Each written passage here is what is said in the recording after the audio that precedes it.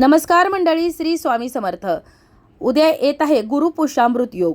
गुरुपुष्यामृत योग म्हणजेच काय तर गुरुवारच्या दिवशी येणारे पुष्य नक्षत्र यालाच गुरुपुष्यामृत योग असं म्हटलं जातं. आणि या पुष्य नक्षत्रामध्ये जर काही उपाय सेवा जर आपण करत असो तर त्याचं आपल्याला फळ प्राप्त होतं. आपल्या सर्व इच्छा पूर्ण होतात, आपल्यावरची सर्व संकट दूर होतात.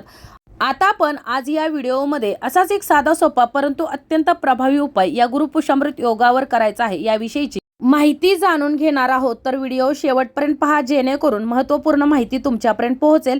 त्याचबरोबर चॅनलवर जे नवीन आहे त्यांनी चॅनलला सबस्क्राईब करा आणि व्हिडिओ पाहत असताना व्हिडिओला लाईक करायला विसरू नका. आपले हिंदू धर्मामध्ये पर्वत, वनस्पती, वृक्ष आणि नद्या यांना विशेष महत्त्व प्राप्त झालेलं आहे. आणि आध्यात्मिक दृष्टीनं काही झाडं आणि वनस्पतींना तर देवाचं प्रतीक मानलं जातं. जसं की तुळशी, शमी, केळी अशी अनेक झाडं आहेत जी आपल्या घरी लावणं शुभ मानलं जातं किंवा यांची पूजा करणं देखील शुभ मानलं जातं. असं म्हणतात की या झाडांची, वृक्षांची पूजा केल्यानं देवाची पूजा केल्याचं पुण्य प्राप्त आपल्याला होतं.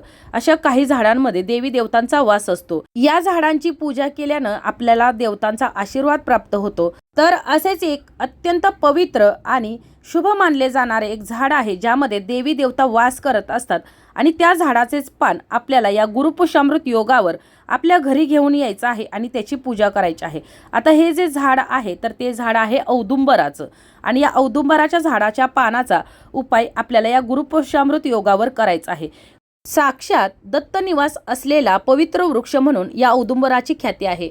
21 गुणांनी परिपूर्ण औदुंबर वृक्षाखाली सद्गुरू दत्तगुरूंनी साधना केली. या औदुंबराला भूतलावरील कल्पवृक्ष असं म्हटलं जातं, कारण या औदुंबराला भगवान श्री हरी विष्णूंनी आशीर्वाद दिला आहे की सदैव या वृक्षाला फळे येत राहतील.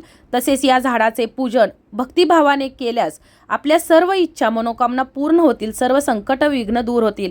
या जरी औदुंबराच्या झाडाचं दर्शन घेतलं तरी उग्रता शांत होईल. त्याचबरोबर दररोज आपण या जर झाडाची पूजा केली, नियमित या झाडाला प्रदक्षिणा घातल्या तर आपल्यावरील जी काही संकट असतील, विघ्न असतील ते दूर होतील, आपल्या इच्छा तर पूर्ण होतील.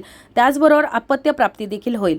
औदुंबराच्या सेवेने जन्मजन्मांतरीची पापं नष्ट होतात आणि इच्छित फलप्राप्ती होते. तर अशा या कल्पवृक्षाचे पान तोडून आपल्याला आपल्या घरी घेऊन यायचं आहे या गुरुपुष्यामृत योगावर आणि याच्यावर आपल्याला एक सेवा करायची आहे. आता प्रत्येकाला सोनं, चांदी किंवा मौल्यवान वस्तू खरेदी करणं शक्य होत नाही आणि या दिवशी म्हणजेच गुरुपुष्यामृत योगाच्या दिवशी मौल्यवान वस्तू खरेदी करणं अत्यंत शुभ मानलं जातं. परंतु आपण जर काही सेवा, काही उपाय जर केले तरी देखील माता लक्ष्मीची आपल्यावर सदैव कृपा राहते. या औदुंबरामध्ये भगवान श्रीहरी विष्णू देखील वास करतात आणि ज्या ठिकाणी भगवान श्रीहरी विष्णू तर त्या ठिकाणी माता लक्ष्मी ही नेहमी असते आणि म्हणूनच आपल्याला हा उपाय सेवा करायचा आहे. आता आपण हे जे पान तोडून आणणार आहोत तर हे गुरुपुष्यामृत योगाच्या दिवशी सकाळी आपल्याला घेऊन यायचं आहे. आता तुम्हाला जरी सकाळी शक्य झालं नाही तर दिवसभरात तुम्ही कधीही सेवा केली तरी देखील चालेल, परंतु हा दिवस अत्यंत शुभ असल्यामुळे दिवसभरात आपल्याला कधीही हा उपाय करायचा आहे. फक्त दुपारी 12 ते 1 या वेळेत आपण या झाडाचं पान तोडायचं नाही. आता हे झाडाचं पान घेण्यासाठी जात असताना सर्वप्रथम आपल्याला पूजेचं सर्व साहित्य घ्यायचं आहे आणि ते घेऊनच मग आपल्याला या ठिकाणी जायचं आहे. सर्वप्रथम आपल्याला या औदुंबराच्या झाडाची विधिवत पूजा करायची आहे.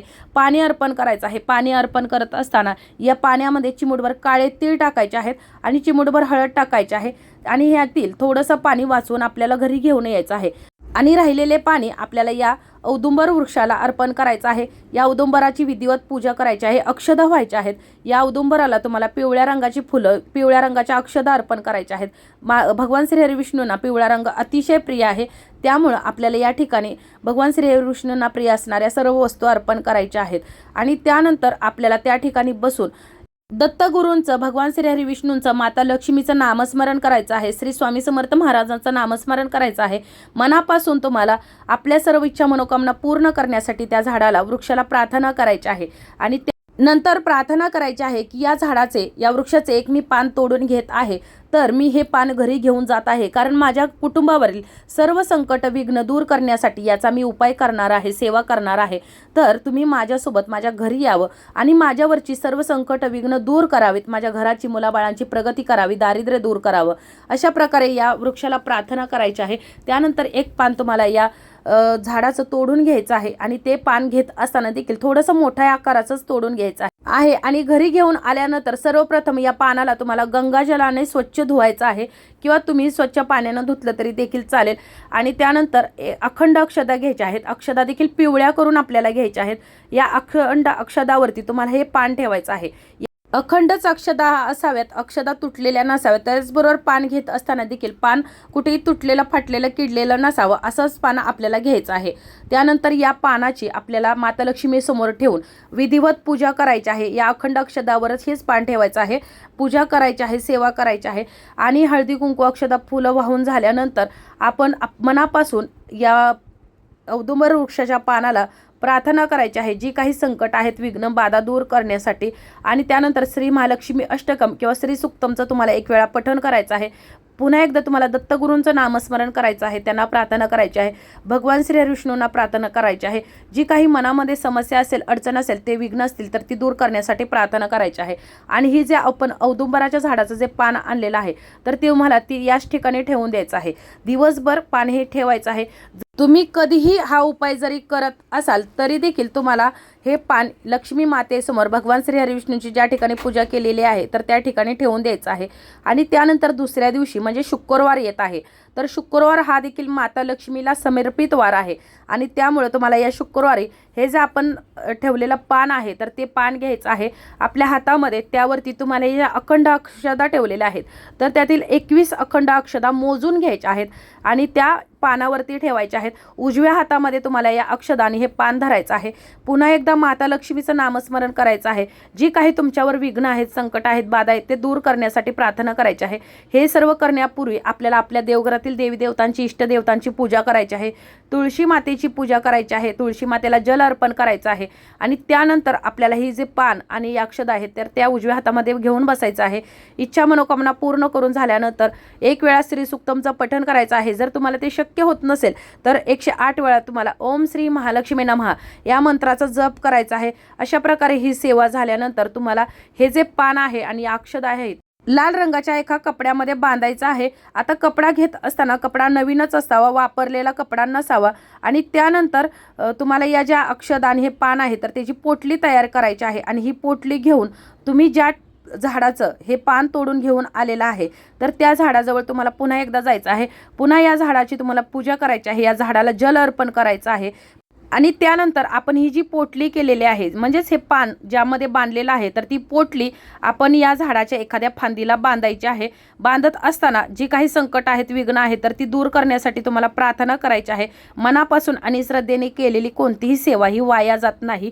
म्हणूनच तुम्हाला प्रार्थना मनापासून करायची आहे. विघ्न दूर करण्यासाठी प्रार्थना करायची आहे.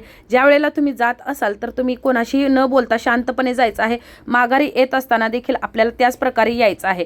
आणि त्यानंतर तुम्हाला ही जी पोटली आहे तर त्या फांदीला बांधून टाकायची आहे. अशा प्रकारे तुम्हाला ही अगदी साधी सोपी परंतु अत्यंत प्रभावी सेवा उद्या गुरुपुष्यामृत योगावर करायची आहे. जरी तुम्हाला गुरुपुष्यामृत योगावर जर ही करणं शक्य होत नसेल तरी देखील चालेल. मग तुम्ही कोणत्याही गुरुवारी हा उपाय करू शकता. जर तुमच्यावर जास्तच विघ्न संकट असतील तर तुम्ही दर गुरुवारी जरी हा उपाय केला तरी देखील चालेल. अतिशय साधा सोपा परंतु अत्यंत प्रभावी हा उपाय आहे. हा उपाय केल्यामुळे आपल्यावर दत्त गुरु, माता लक्ष्मी, भगवान श्री हरी विष्णू, स्वामी समर्थ यांचा आशीर्वाद राहणार आहे. त्यांच्या आशीर्वादानं आपल्यावर, आपल्या कुटुंबावर कोणतेही संकट येणार नाही. उलट लक्ष्मी मातेच्या कृपेने आपल्या घराची भरभराट होईल, मुलाबाळांची प्रगती होईल. आणि हा योग आहे तर तो योग पुन्हा वर्षभर येत नाही. त्यामुळं आपण गुरुपुष्यामृत योगावर हा उपाय करायचा आहे. किंवा तुम्ही मग कोणत्याही गुरुवारी केला तरी देखील चालेल. तर अशा प्रकारे आपल्याची ही माहिती, आजचा हा व्हिडिओ इथंच थांबवते. ही माहिती, हा व्हिडिओ तुम्हाला कसा वाटला कमेंट करून जरूर कळवा. माहिती आवडली असेल तर व्हिडिओला लाईक करा, चॅनलला सबस्क्राईब करा आणि हा व्हिडिओ जास्तीत जास्त शेअर करा. धन्यवाद.